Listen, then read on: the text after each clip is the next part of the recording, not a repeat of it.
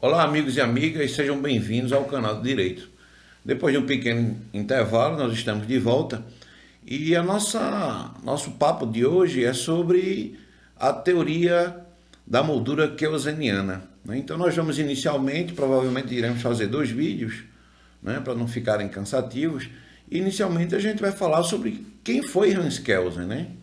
Quem foi Hans Kelsen? Hans Kelsen, um dos maiores e um dos mais importantes juristas do século XX, foi o homem, né, que escreveu a grande obra dele, né? Ele tem vários outros livros, mais de 1000 escritos, incluindo artigos e livros, mas ficou muito famoso com a publicação de A Teoria Pura do Direito.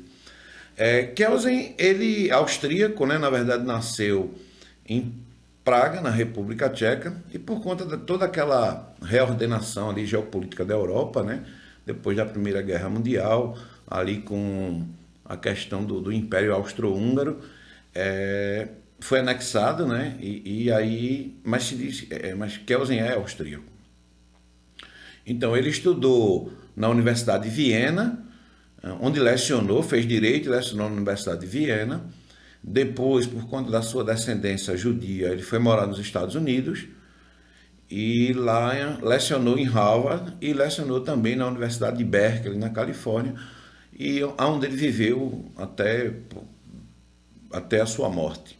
Então, Kelsen é um positivista normativista, que a gente chama, né? E para Kelsen, assim, a grande contribuição, uma das grandes contribuições, mas talvez a maior, né, foi a cisão, né, que Kelsen promoveu entre o direito e a ciência do direito, né? Para Kelsen, o direito, a ciência do direito é a ciência da norma jurídica. O que importa para a ciência do direito é a ciência da norma jurídica, é o estudo da norma jurídica. E para Kelsen, a norma jurídica ela precisa ser válida, né, e ter um mínimo de eficácia para que ela possa produzir todos os efeitos jurídicos. A preocupação do jurista em Kelsen, daquele que estuda a ciência do direito, é exatamente o estudo dos requisitos de validade da norma jurídica. E a teoria pura do direito, a gente pode dizer assim, apertada síntese, que Kelsen propugnou na sua teoria pura, de que as considerações de ordem morais, religiosas, né, políticas, econômicas, não interessam ao direito, né? Ele não diz, Kelsen, e aí é uma má interpretação em relação a Kelsen, ele não negava que o direito fosse ali influenciado por essas questões, mas a ciência do direito não, a ciência da norma jurídica não. O intérprete, o operador do direito, na hora que vai aplicar a norma jurídica, ele não deve estar atrelado a esse tipo de preocupação. Diferentemente, por exemplo, do Herbert Hart, né, que escreveu um outro clássico do direito, chamado O Conceito de Direito, que é um positivista também, mas é por isso que a gente não pode falar em positivismo jurídico, mas em impositivismos jurídicos. E o Herbert Hart, ele já inclui a moral, por isso é considerado um positivismo mais soft, né? Um positivismo moderado, um positivismo inclusivista, exatamente pela inclusão da moral.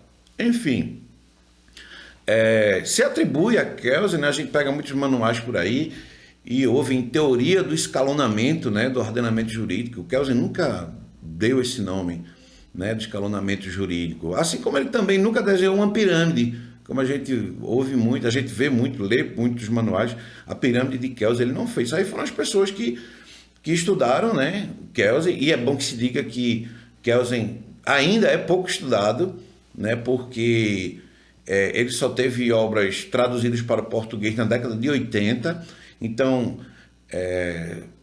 quem ousou falar sobre Kelsen o fez de forma muito apressada e não conseguiu entender de fato o que Kelsen, o que de fato era a teoria pura do direito de Kelsen. Sem dúvida, um dos grandes juristas do século XX. E falando, né, sobre o escalonamento jurídico em Kelsen, Kelsen ele imaginava, né, e daí por isso fizeram a representação de uma pirâmide, de que o ordenamento jurídico, no ordenamento jurídico existe uma relação de determinação, de uma norma superior para uma norma inferior. Essa relação de determinação é tanto no sentido dos requisitos, dizer como essa norma deve ser feita, né, atendendo aqueles requisitos de validade, como também quais são os aspectos que essa norma, que a norma jurídica deve regular, né? E aí, por isso, como já foi dito antes, na hora da interpretação do direito, as considerações, as impurezas, né? Questões valorativas, sociológicas, né? Questão de justiça, não devem como é que se diz, preocupar o intérprete na hora da aplicação do direito.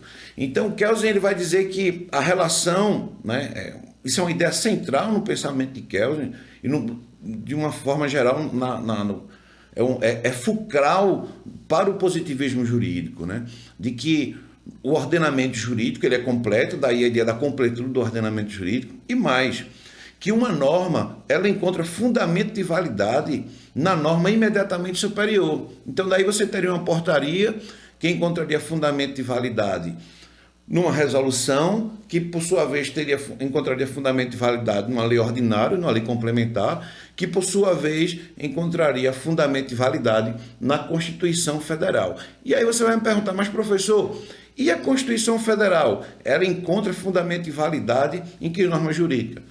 Ou em quem? Né? No poder constituinte originário. E o poder constituinte originário?